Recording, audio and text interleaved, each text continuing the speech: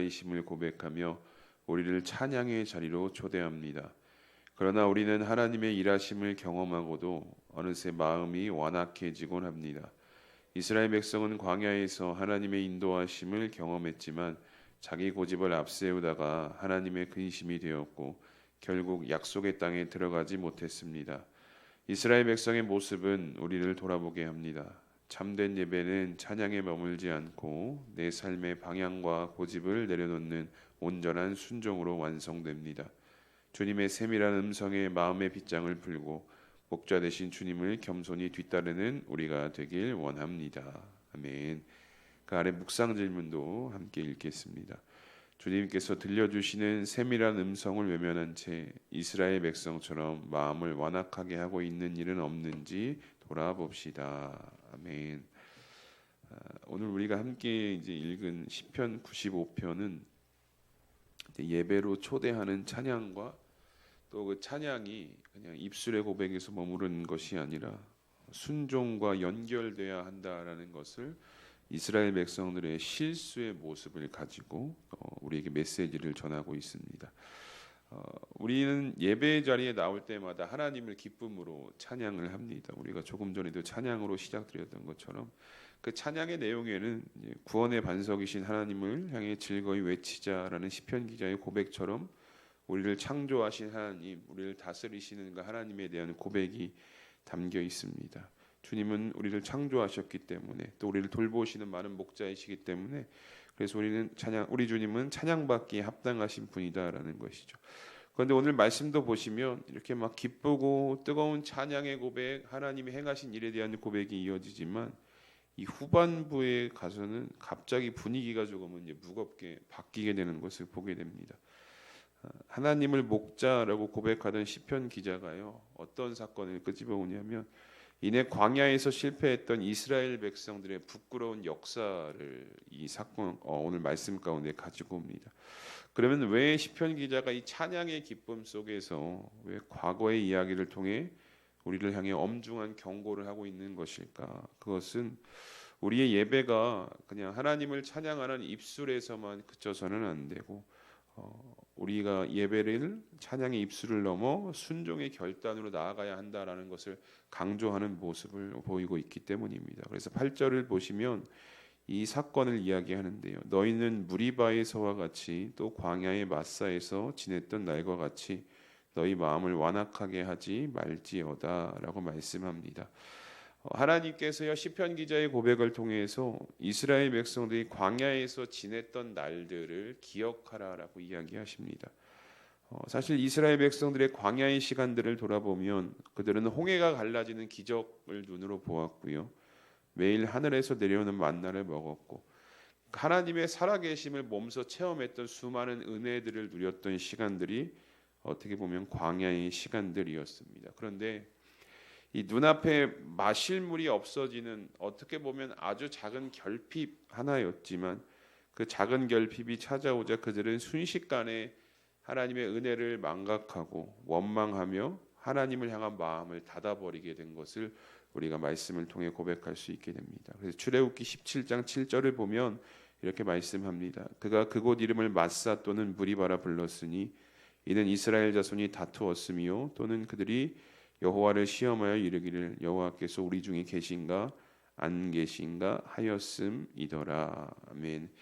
이 무리바에서 이스라엘 백성들이 보여주었던 모습을 이제 출애굽기에 기록하고 있는데요. 이들의 태도를 보고 하나님께서는 오늘 시편 기자의 고백을 통해서 무엇라 표현하고 있냐면 그들의 마음이 완악해졌다라고 이야기를 합니다. 여기다 완악하다라는 말은 그냥 단순히 성격이 까칠하다라는 표현이 아니라 하나님의 일하심과 은혜를 경험했음에도 불구하고 막상 현실 앞에서는 내 고집을 꺾지 않는 영적 태도를 완악함이다라고 표현을 하고 있는 것입니다. 그러니까 마음을 꼭 걸어 잠근 거예요. 나의 어떤 작은 결핍으로 인해 환경으로 인해 마음을 걸어 잠고 주신 은혜를 기억하지 못하고 주님의 인도하심보다 내 판단을 더 앞세우는 행위가 바로 완악하다라는 것이죠. 그래서 무리바에서 이스라엘 백성들의 모습은 완악함 그 자체였습니다. 그들은 하나님의 은혜를 수없이 보았으면서도 늘 마음이 미혹되고 방황돼서 마음의 문을 잠기에 바빴다는 거예요. 은혜 안에서 내 뜻과 고집을 내세우다가 결국 하나님께서 약속하신 그 귀한 안식에 결국 들어가지 못하고 광야에서 쓰러지게 되었습니다. 여러분, 영적인 고집, 완악이 가져오는 결과는 무엇이냐면 평안이 상실되는 것이고 또 끝없는 방황이다라는 것을 우리가 이스라엘 백성들의 모습 속에서 확인할 수 있게 됩니다. 오늘 이스라엘 백성들의 모습은 우리에게 거울이 되어서요, 오늘을 살아간 우리 자신들의 삶을 돌아보게 합니다. 혹시 은혜를 누리며 살아가고 있지만 어느샌가 우리 안에 작은 결핍으로 인해서 우리의 마음이 완악해져 있지는 않으십니까? 오늘도 주님은 우리에게 세밀한 음성으로 말씀하고 계시는데 우리의 마음이 잠겨져 있어서 완악함으로 인해 그 소리를 외면한 채 우리가 살아가고 있지는 않습니까? 여러분, 이 오늘 시편 95편의 시작이요, 예배의 초대거든요. 하나님을 찬양하는 찬양입니다. 그런데 참된 예배는 어떤 우리가 감동적인 입술의 고백에서 시작되는 것은 분명하지만 이 내 삶의 방향을 돌이켜 주님께 온전히 엎드려지는 순종으로 완성이 되어진다는 것을 우리가 오늘 말씀을 통해서 고백하실 수 있어야 합니다. 그래서 우리가 조금 전에 예배 시작 전에 들었던 찬양도 보면 주님의 도를 배우고 주님의 길로 행한다라는 고백이 그 안에 담겨 있거든요. 그러니까 예배는 그냥 입술의 고백 찬양하고 끝나는 것이 아니라 순종으로 이어져야 되는데 그 순종을 방해하는 것이 무엇이냐? 바로 완악함이다라는 거예요. 은혜를 기억지 못하고 마음의 빗장을 잠그고 내 고집을 앞세우는 삶. 그래서 오늘 하나님께서 시편 95편에서 시편 기자를 통해서 하나님을 찬양하는 것, 하나님을 찬양하고 높이는 찬양도 중요하지만 우리의 완악해져 있던 마음을 주님께 내려놓지 못하면 그 예배는 완성되지 않는다라고 말씀하고 있는 것입니다. 그래서 8절에 우리를 향한 하나님의 음성을요, 우리는 매일의 삶 가운데 외면하지 않으셔야 돼요. 너희는 무리바에서와 같이 또 광야의 마사에서와 지냈던 날과 같이 너희의 마음을 완악하게 하지 말지어다. 아멘. 여러분, 이게 사단이 하는 일입니다. 우리의 마음을 완악하게 하는 것, 은혜를 기억지 못하고 고집을 앞세우고 마음을 닫게 하는 것. 우리 살아가는 수함교회 성도 여러분, 완악함을 넘어서요 순종을 내일로 미루지 않는 여러분들이 되시기를 주님의 이름으로 축복합니다. 이제 내 고집과 뜻은요 조용히 주님 앞에 내려놓고 주님의 음성에 즉각적으로 반응하셨으면 좋겠습니다. 우리가 나의 판단을 내려놓고 주님을 겸손히 뒤따를 때 우리의 방황이 끝나고 하나님이 주시는 참된 평안과 안식을 누릴 수 있게 될 것입니다. 오늘 하루 입술의 고백을 넘어 삶의 순종으로 하나님을 기쁘시게 하는 진정한 예배자가 되시기를 주님의 이름으로 축복합니다. 우리 이 시간 다시 한번 공동체 성경 읽기로 시편 95편의 말씀을 함께 읽도록 하겠습니다. 제 95편. 보라, 우리가 여호와께 노래하며 우리의 구원의 반석을 향하여 즐거이 외치자. 우리가 감사함으로 그 앞에 나아가며 시를 지어 즐거이 그를 노래하자. 여호와는 크신 하나님이시오 모든 신들보다 크신 왕이시기 때문이로다. 땅의 깊은 곳이 그의 손안에 있으며 산들의 높은 곳도 그의 것이로다. 바다도 그의 것이라 그가 만드셨고 육지도 그의 손이 지으셨도다. 오라, 우리가 굽혀 경배하며 우리를 지으신 여호와 앞에 무릎을 꿇자.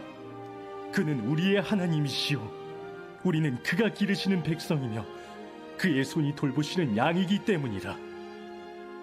너희가 오늘 그의 음성을 듣거든 너희는 무리바에서와 같이 또 광야의 마사에서 지냈던 날과 같이 너희 마음을 완악하게 하지 말지어다.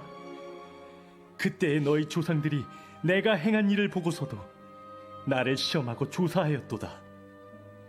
내가 40년 동안 그 세대로 말미암아 근심하여 이르기를 그들은 마음이 미혹된 백성이라 내 길을 알지 못한다 하였도다. 그러므로 내가 노하여 맹세하기를 그들은 내 안식에 들어오지 못하리라 하였도다. 아멘. 우리 뒤에 있는 말씀 기도 함께 보겠습니다. 6절과 7절입니다. 오라, 우리가 굽혀 경배하며 우리를 지으신 여호와 앞에 무릎을 꿇자. 그는 우리의 하나님이시오 우리는 그가 기르시는 백성이며 그의 손이 돌보시는 양이기 때문이라. 아멘.